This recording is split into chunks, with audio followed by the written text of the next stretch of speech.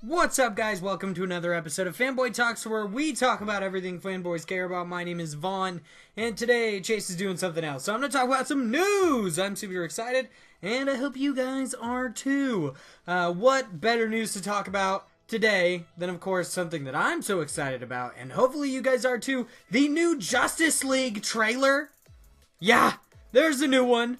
I'll put a link to it below. It's awesome. Basically, what's come out of the new Justice League trailer is we've got essentially kind of like a release month. It's coming out in November, and J.K. Simmons is going to be playing James Gordon, which I'm really excited about. But we actually get to see a lot of their team dynamic. You get to hear a lot of interesting jokes and everything. It looks really, really good. I'm excited for it. It doesn't show too much, which is what I'm super stoked for. You get to see some parademons and stuff like that, but I think that's great. You get to see Barry talking to Bruce and everything. Bruce makes this funny little joke. He's like, "What is your superpower?" And he's like, "Oh, I'm rich." And it's the best joke that DC fans tell, or that Marvel always like to rub in. It's "Oh, who Batman doesn't have any superpowers. What's his superpower?" It's "Oh, he's rich. Oh, he's just a rich guy."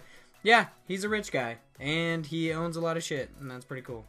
But I'm super excited for the new Justice League trailer because it's shown a lot of stuff. You didn't really get a look at Cyborg beforehand, and now you do. He's actually doing stuff. It seems like it's actually going to tell Victor Stone's origin, which I'm really excited about. It seems like it's going to serve as kind of an origin story for a couple of different people, Aquaman included, which we did get to see him with his cool trident. He's making some jokes and shit. It's actually pretty funny. I'm very excited to see Aquaman on the big screen. Even though a lot of people think Aquaman's kind of boring, he's actually very cool, and his stories are generally pretty well told, so I'm excited. But for our next little bit of news, we've got the new Spiderman Homecoming posters, which actually look really, really good. I'm super stoked for this movie. It looks really good. It's got Tom Holland as Spider-Man. I guess actually, I don't know if I've said this on an episode before, but I guess he was actually chosen to be Spider-Man because of his, he's actually an acrobat, which is it's something that I've heard. I'm not 100% sure if that's true, but if so, that's awesome. And Tom Holland is a great version of Peter Parker. I'm super excited. I loved him in Civil War. I thought it was great. I'm super, super stoked to see him in Spider-Man Homecoming. But the new posters, some of them are kind of odd, but my favorite one is he's wearing a jacket and he's laying down. I'm assuming it's a Stark jacket or something like that, or maybe it's just a normal jacket. I haven't really got super into it, but I mean, it looks pretty funny. He's in his Spider-Man costume with his jacket on, laying down and overlooking the city with his headphones in, and I just think that looks fantastic. I think it looks really funny, and it kind of gives you a little tone. It sets the tone for what Spider-Man Homecoming is going to be like, and I'm really excited for it. I think Spider-Man Homecoming is going to be great. I haven't been excited about Spider-Man in a long time. And actually, no, that's not true, because I actually did enjoy the Amazing Spider-Man movies. I didn't think they were bad. I liked Andrew Garfield as him. Chase thinks he's too tall. I've never seen Peter Parker as being a short person, but I guess he's always been of average height, which kind of makes sense. So, I mean, I guess in a way I'd agree with him. He is a little bit too tall. But for some gaming news, StarCraft is getting a remaster and is coming out this summer. So if you guys are a big fan of StarCraft, I am not really. I enjoy the Space Marines and stuff like that, and I know it's got some pretty cool shit going on. It's got some great lore and everything, but I honestly haven't followed it for a long time. My main sci-fi series would be Mass Effect, which you guys are seeing some gameplay of Mass Effect Andromeda now. It's me fighting an architect on Eos. I'm going to have a full review coming out for Mass Effect soon. I'm getting really, really into it. I love Mass Effect. I would really I want to beat the game before I give out a review, but damn, this game is, I really enjoy it. I'm just, spoiler alert for the review. I really, really enjoy it. I like how I go, I literally was talking about StarCraft for 2 seconds, and then I get into Mass Effect. But StarCraft, if you guys don't know, is an RTS. It's a real-time strategy developed by Blizzard.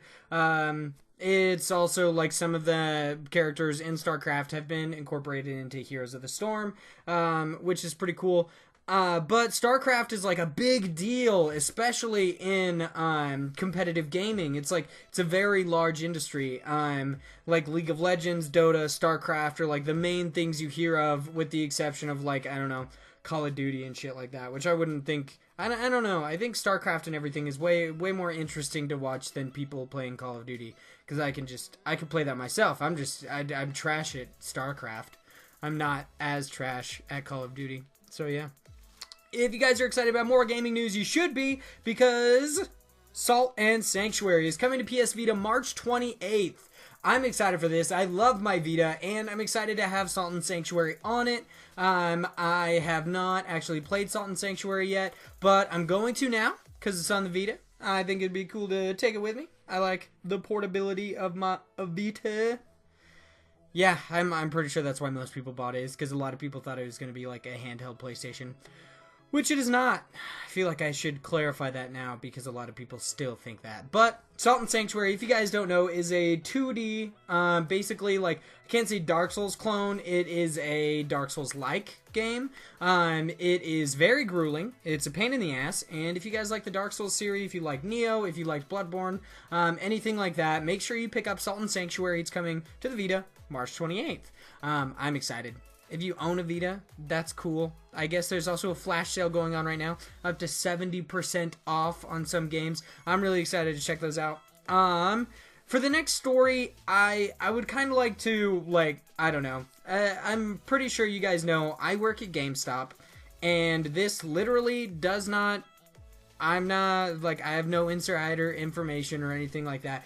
But my next story is many outlets are talking about how GameStop is going to be closing some stores. The initial report was that it was going to be like 150, then it went on to be 200, 225, 250. There's a lot. It seems like there's just a lot of speculation at this point to how many stores they will be closing, if they'll be closing any. I believe GameStop has upwards of like 7,500 stores, I believe. So that's a lot of stores. From what I understand, if they do close stores, what their big push is going to be closing those stores and opening up stores that will basically really just impact their bottom line. So they would close a GameStop, open a ThinkGeek, which if they ended up closing a GameStop in my town, it would suck. But if they kept those employees on and put in made it a ThinkGeek store, I would actually really enjoy that, because we don't have a ThinkGeek store here, and I want one. I love ThinkGeek products. I bought an Omni Blade recently, ThinkGeek. It's awesome. There's a lot of cool ThinkGeek stuff that I really haven't had the chance to buy, because I don't really want to navigate their website, because I mean, it's not the greatest website on earth.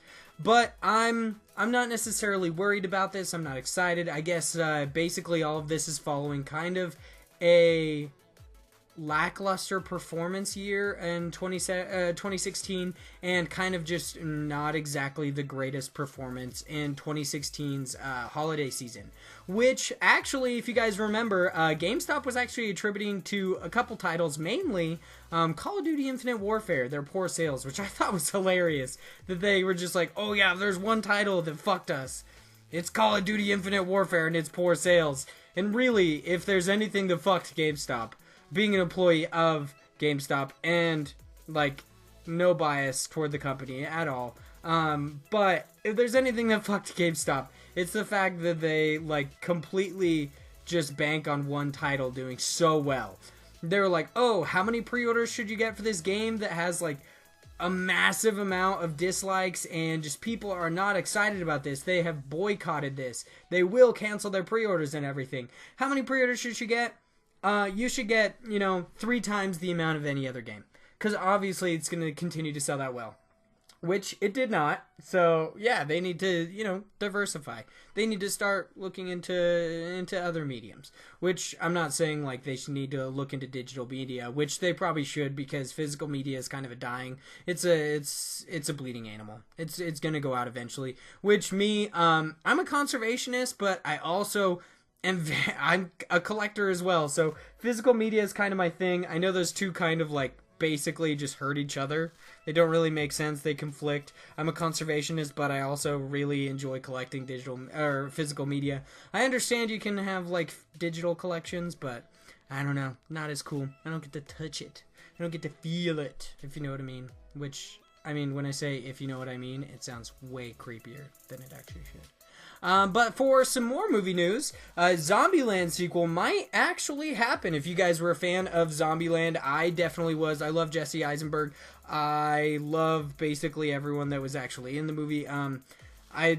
Emma Stone was in the movie as well. If you guys haven't seen Zombieland, you definitely need to. I know it seems like zombies are kind of blown out of proportion now, but Zombieland is definitely a good movie. It mixes like a little bit of action with some comedy, a nice little bit of gore, and a nice little love story. So it's a very good movie. If you guys haven't watched it yet, I would definitely recommend it. I mean, they probably have it in Redbox.